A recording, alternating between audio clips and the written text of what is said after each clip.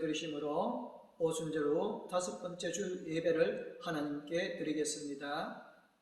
아버지께 참되게 예배하는 자들은 영과 진리로 예배할 때가 오나니 곧 이때라. 아버지께서는 자기에게 이렇게 예배하는 자들을 찾으시느니라. 하나님은 영이시니 예배하는 자가 영과 진리로 예배할지니라. 아멘. 언제나 이와 함께 하시는 임마누엘 하나님, 지난 한 주간도 저희들을 떠나지 않고 동행하여 주신 주님의 은혜에 감사를 드립니다. 주님께서 함께 하심으로 저희 몸은 안전하였고 주님께서 인도하심으로 저희 속사람은 굳건하게 믿음을 지킬 수 있었습니다. 또한 오늘 이렇게 귀한 주를 허락하시어서 주님 안에서 안식하며 기쁨과 즐거움을 누리며 예배하게 하시니 감사합니다. 오늘 예배를 통하여 성삼위 하나님께 신령한 교제가 이어지게 하시고 이전보다도 하나님만을 사랑하며 찬양과 경배를 드리게 하여 주시옵기를 예수님의 이름으로 기도드리옵나이다. 아멘. 찬송가 96장 하나님 앞에 찬양 드리겠습니다.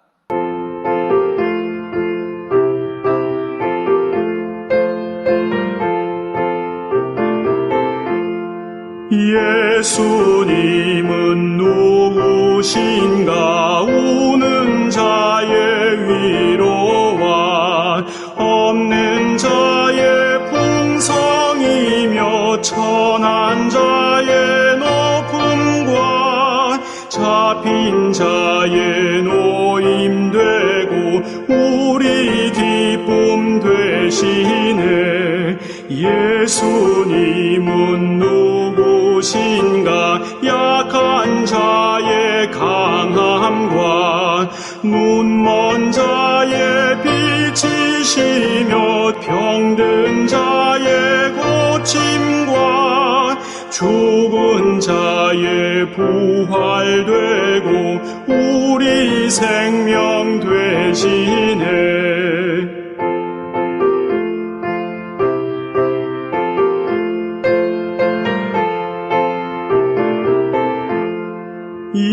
예수님은 누구신가? 추한 자의 정함과 죽을 자의 생명이며 죄인들의 중보와 멸망 자의 구원되고 우리 평화 되시네. 예수님은 누구신가? 온 교회의 머리와 온 세상의 구주시며 모든 왕의 왕이요 심판하실 주님 되고 우리 영광 되시네.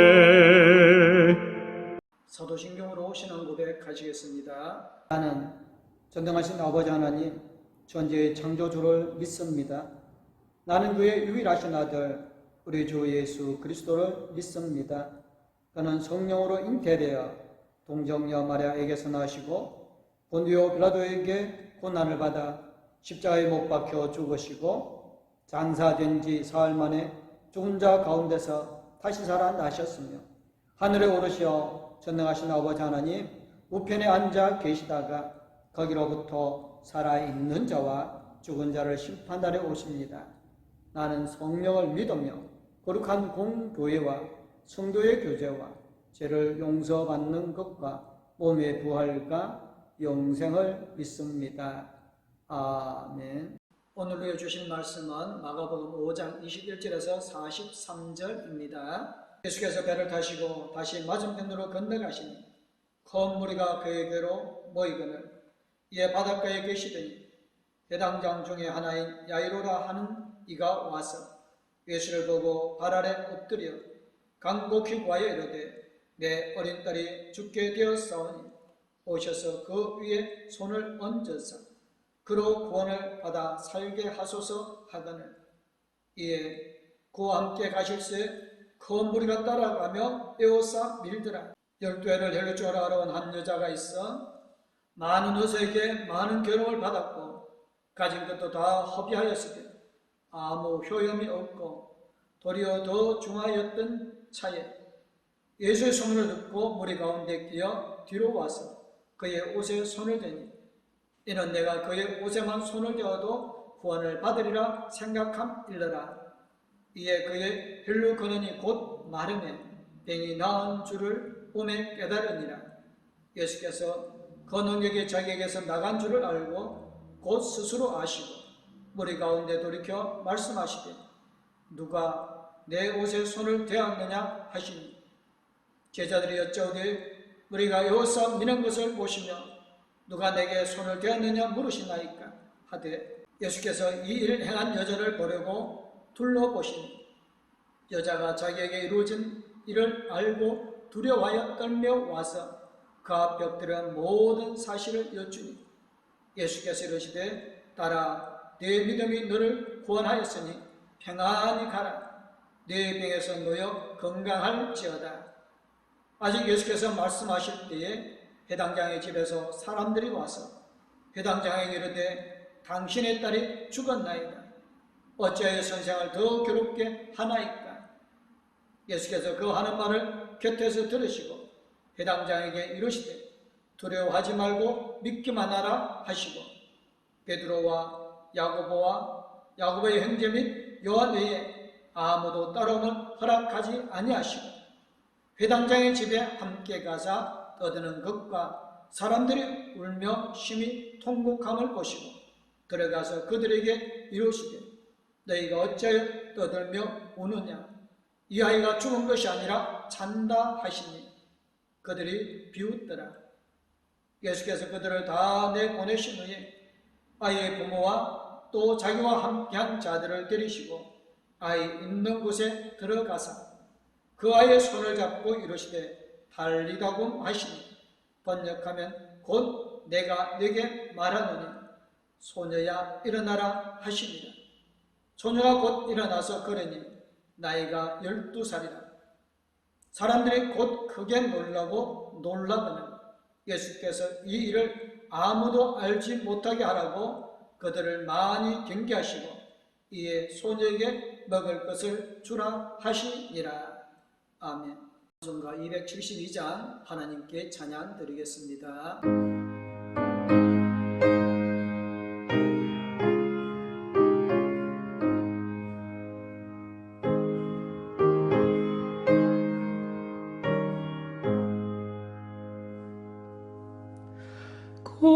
고통의 멍에 벗으려고 예수께로 나갑니다. 자유와 기쁨 베푸시는 주께로 갑니다.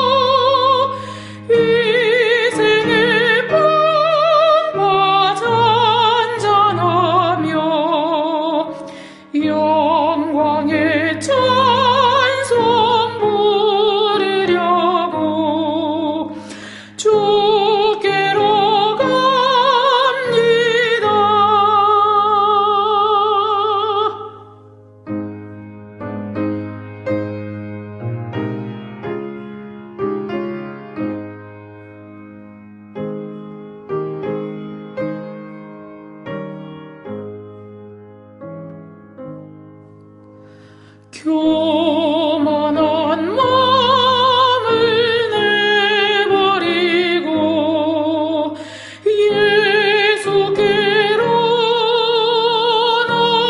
나갑니다.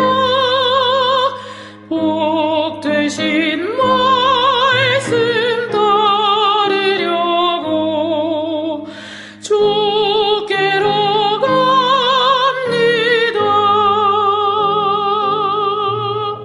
실망한 내 몸 힘을 얻고 예수의 크신 사랑 받아 하늘의 기쁨 맛보려고 주께로 갑니다. 죽음의 길을 벗어나서 예수께로 나갑니다. 영원한 집을 바라보고 주께로 갑니다. 멸망의 보구에 나와 평화의 나라가 달아서 영광의 주를 배우려고 주께로 갑니다.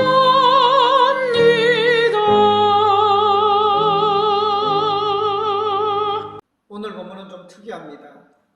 이야기 가운데 이야기가 끼어들어오는 샌드위치 같은 구조로 되어 있습니다. 그래서 예수님 평소와는 달리 한꺼번에 여러 가지 일을 하십니다.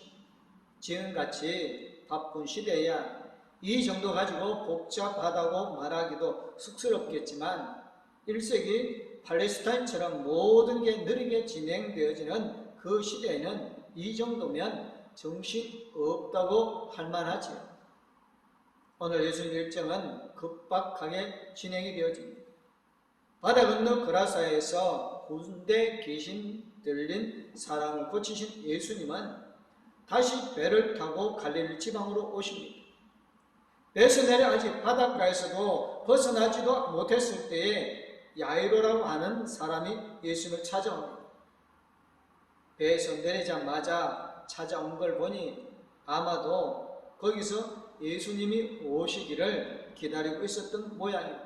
야이로는 회당장이라고 하는데 회당은 유대인들이 모여서 예배하는 장소였습니다. 원래 이스라엘 사람들은 예루살렘 성전에서만 하나님께 예배할 수 있었는데 유다가 바벨론에 멸망당한 이후에 이스라엘 사람들이 전 세계에 흩어져 살기 시작하였습니다. 더 이상 예루살렘 성전에서 예배할 수 없게 되어지자 여러 도시에 흩어져 사는 유대인들이 그 도시에 유대인 공동체에서 예배를 드리게 되었고 그게 회당이 되어집니다. 나중에 유대인들이 가나안으로 돌아오고 난 후에도 유대 여러 지방에 회당이 세워져서 예루살렘에 매주 갈 수 없는 사람들은 회당에서 예배를 드렸습니다.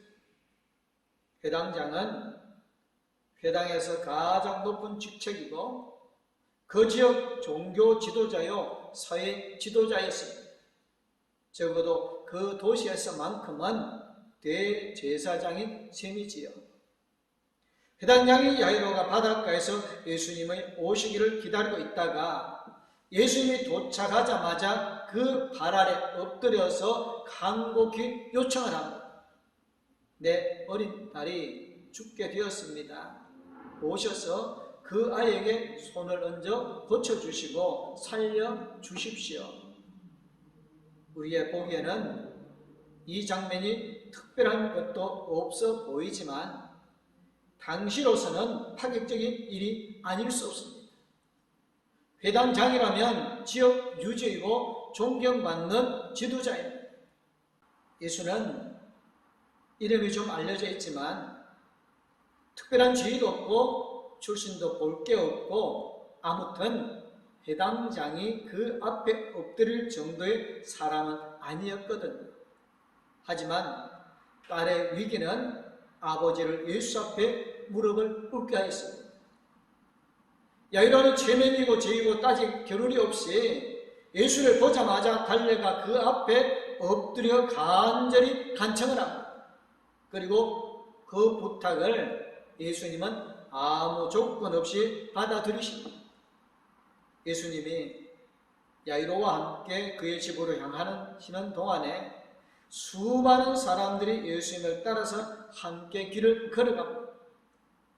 사람들이 많다 보니 서로 밀고 밀치는 바람에 계속 예수님을 밀어대게 되었습니다. 그런데 여기서 못뜻하지 않은 일이 벌어집니다. 길을 가는 도중에 누군가 끼어들어온 것입니다. 12해 동안 혈루증을 앓아온 여자가 있었습니다. 혈루증은 여성의 몸에서 계속 피가 흘러내리는 증상이라고 합니다. 이 병은 당시 이스라엘에서 상당히 곤란한 질병이었습니다. 율법에서는 생리를 하거나 이런 식으로 피를 흘리는 여성은 부정하다고 해서 다른 사람들과 접촉할 수 없게 되어 있었습니다. 특히 남자들의 경우 이런 여성과 접촉하게 되면 같이 부정하게 되어서 난처하게 되어집니다. 우선 성전에 들어갈 수 없고 종교적인 활동을 일체 할 수 없게 됩니다. 그 밖에도 정결이 요구되어지는 모든 일에는 참여할 수 없게 되니 활동이 거의 마비될 지경이 되어집니다. 그래서 이런 병을 앓는 여성은 사회생활을 할 수가 없습니다. 다른 사람을 만날 수도 없고 그냥 집 안에서만 있어야 합니다. 혹시 밖에 나갈 경우에 다른 사람들이 모르고 자신을 만지지도 있고 부딪힐 수도 있기 때문에 만지지 못하도록 부정하다, 부정하다, 부정하다 외치면서 다른 사람들에게 경고해야 합니다.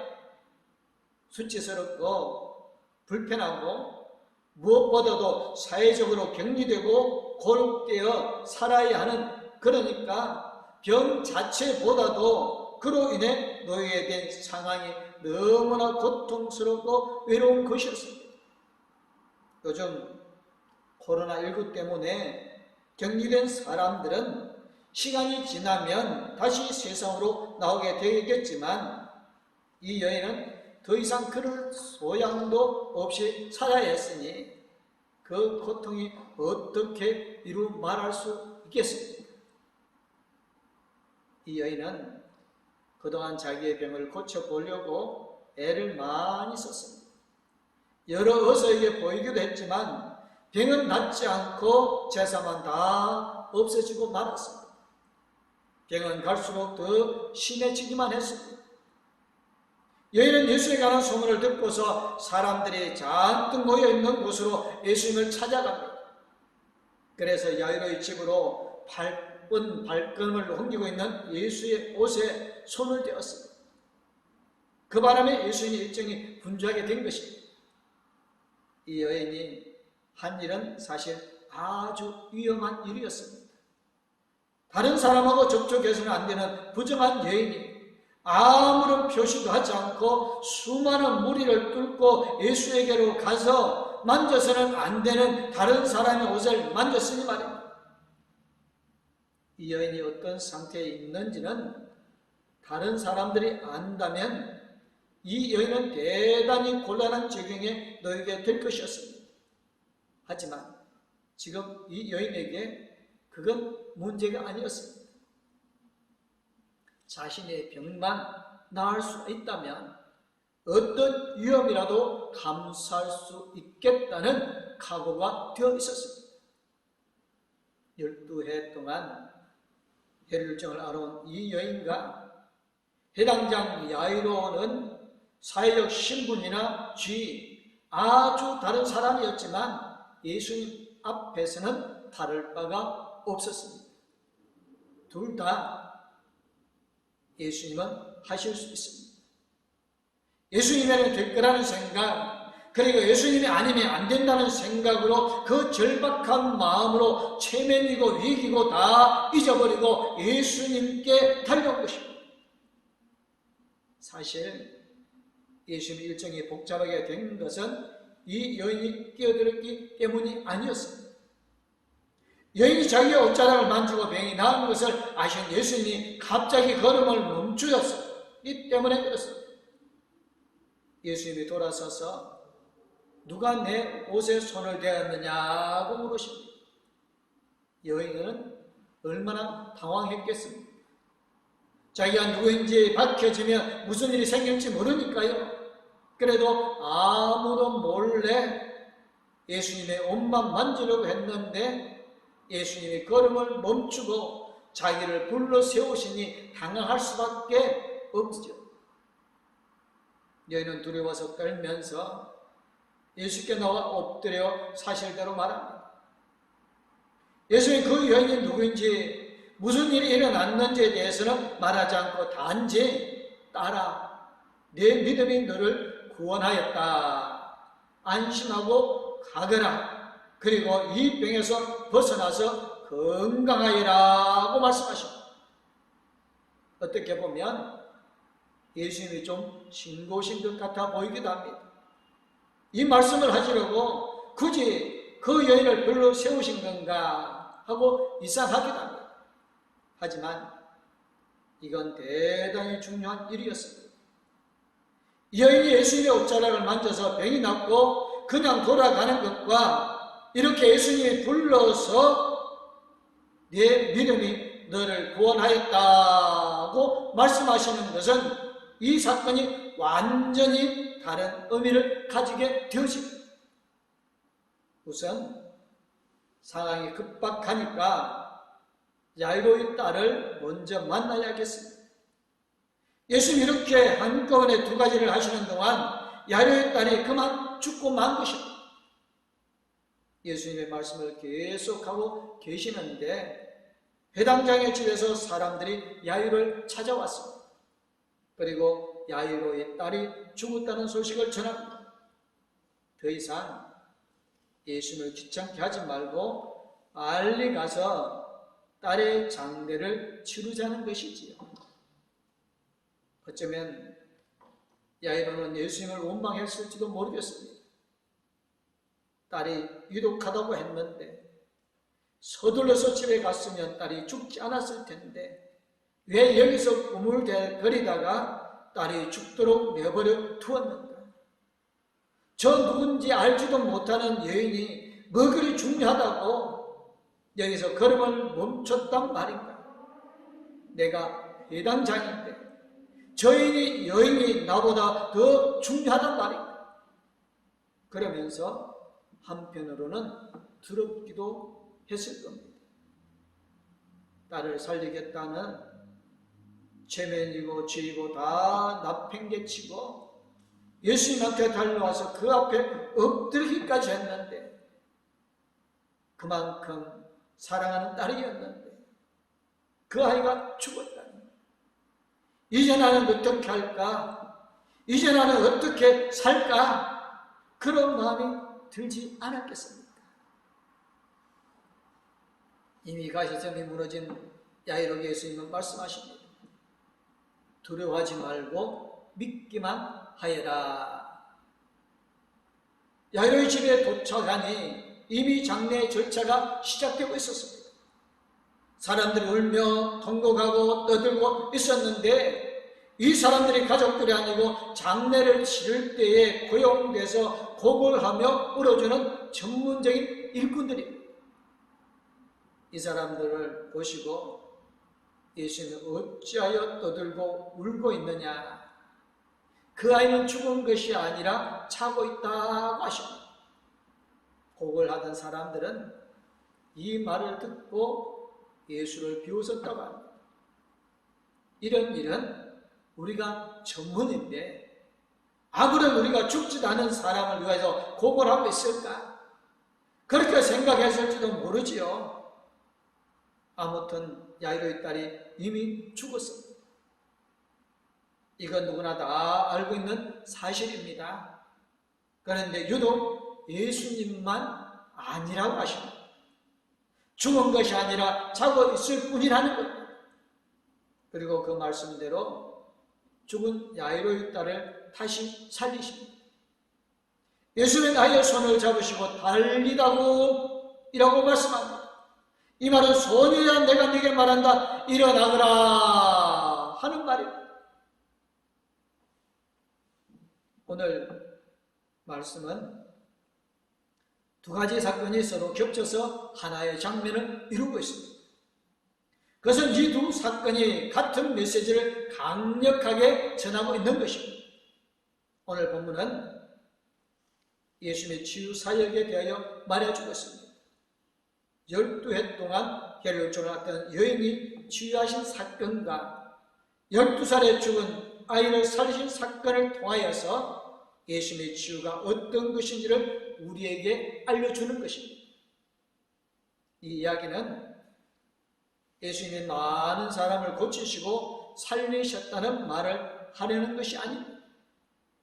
이야기는 우리에게 아주 중요한 근본적인 질문을 하게 합니다. 나도 저렇게 치유될 수 있을까? 우리를 포함해서 거의 모든 사람들은 치유받아야 할 아픔을 가지고 있습니다. 육신의 질병에 걸린 사람도 있고 마음의 상처를 받은 사람도 있습니다. 정신적인 문제, 심리적인 문제를 가지고 있는 사람들도 많이 있습니다. 어떤 형태로든 치유가 필요한 사람이 참 많이 있습니다. 오늘 말씀은 우리에게 물어보라고 하십니다. 나도 치유할 수 있을까? 성경에 보면 예수님이 참 많은 사람들을 고쳐주셨어요. 오늘 말씀처럼 의사가 고치지 못한 환자도 고치시고 심지어 이미 죽은 아이까지 살리셨단 말이죠. 그런데 중요한 건 우리도 그렇게 될 수 있느냐는 것입니다. 오늘 말씀은 치유가 무엇인가, 예수님께서 치유하실 때 무엇을 어떻게 하신 것인가를 우리에게 알려주고 있습니다. 12해 동안 혈루증으로 고생한 여인이 예수님의 옷자락을 만지고 병이 나았을 때 예수님은 그 여인을 그냥 돌려보내지 않습니다. 굳이 그 여인을 불러 세워서 말씀하십니다. 딸아, 내 믿음이 너를 구원하였다. 안심하고 가거라. 그리고 이 병에서 벗어나서 건강하여라. 예수님이 생선 내려고 그러신 건 분명 아닐 테고 굳이 그렇게 하신 이유가 있을 텐데 그게 무엇일까요?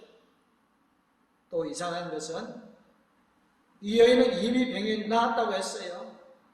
그런데 예수님은 이 병에서 벗어나서 건강하라고 하십니다. 오늘 이야기에서 혈류증에 걸린 여인은 육신의 질병보다 더 심각한 고통을 당하고 있었습니다. 그 병으로 인하여서 사회적인 관계가 끊어진 것입니다.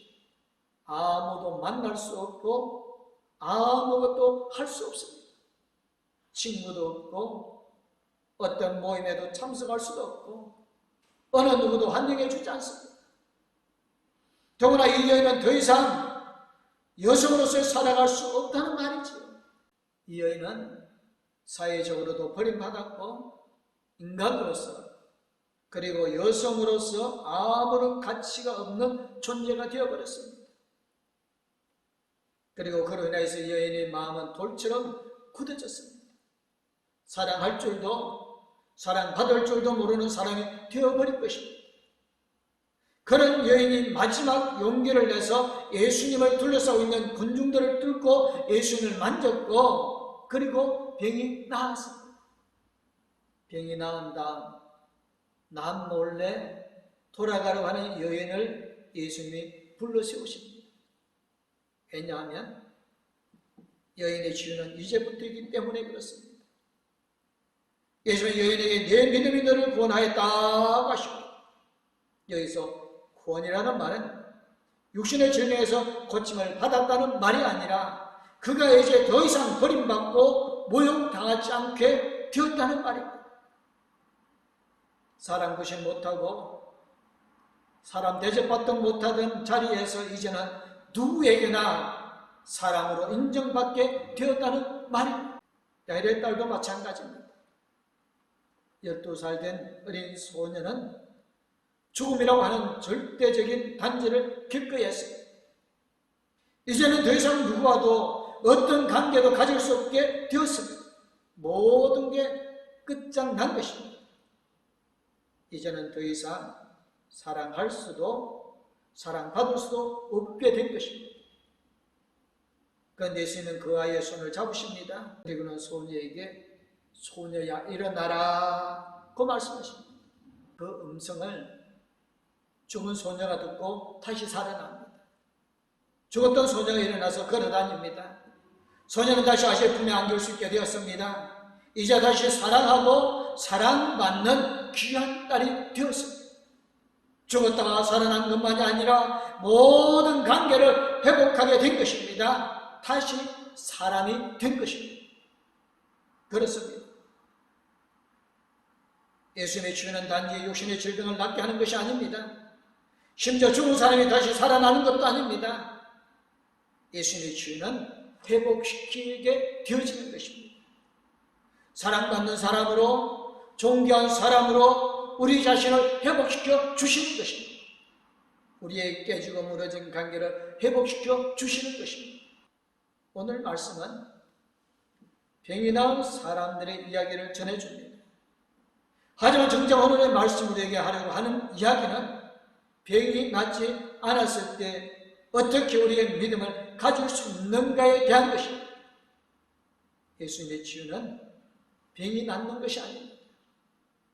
병은 나을 수도 있고 낫지 않을 수도 있습니다. 기도하지 않아도 병이 낫기도 하고 기도해도 병이 낫지 않는 경우도 허다합니다. 우리의 믿음은 기도해서 병이 나았을 때 필요한 것이 아니라 열심히 기도했는데 병이 낫지 않았을 때 필요한 것입니다. 그때 실망하지 않고 하나님의 사랑을 느끼고 하나님이 나와 함께 하심을 깨닫는 것, 그게 믿음입니다. 예수님의 치유는 질병이 낫고 아픔이 사라지는 것이 아닙니다. 하나님과의 깨어진 관계를 온전하게 회복하게 되어지고 그래서 진정한 나 자신이 되는 것입니다. 예수님의 혈병을 걸렸던 여인에게 하신 말씀의 순서를 주목해야 합니다. 따라 내 믿음이 너를 구원하였다가 먼저입니다. 그래 나서 이 병에서 벗어나서 건강하여라고 하십니다. 육신의 치유는 회복되기 위해서 필요한 것이지 그게 전부가 아닙니다. 오늘 주님 우리의 기도를 귀 기울여 들으십니다. 야자의 기도, 혈류병의 여인의 기도를 흘러듣지 않으시고 존중하시고 귀하게 받으신 것처럼, 그리고 저들을 만지셨던 것처럼 우리를 만져주시고 품어주십니다. 병이 낫고 낫지 않고는 중요하지 않습니다. 중요한 건 주님 우리를 만진다는 것입니다. 외롭고 지친 우리를, 인정받지 못하고 사람 노릇 못하는 우리를 예수님이 인정해 주시고 품어주시는 것입니다. 집에서 단정받지 못하고 어디 갈 것도 없는 사람을 주님이 따라하고 부르시고 소녀야 하고 부르시며 손잡아 일으켜 주십니다.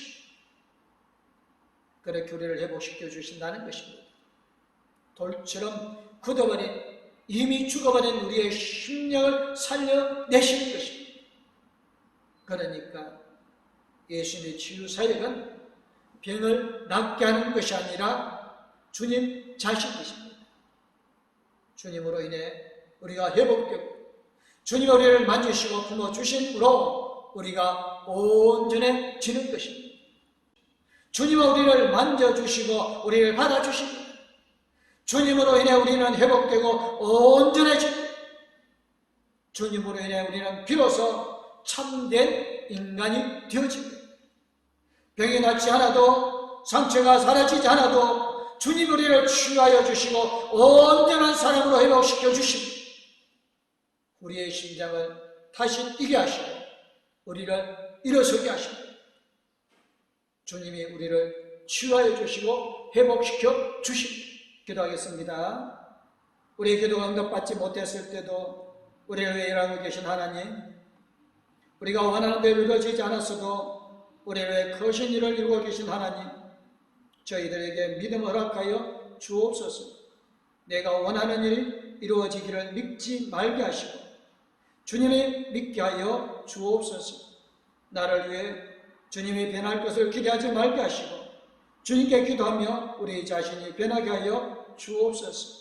주님, 저희들의 손을 잡아 일으켜 주시고 회복시켜 주시옵기를 예수님의 이름으로 기도드리옵나이다. 아멘.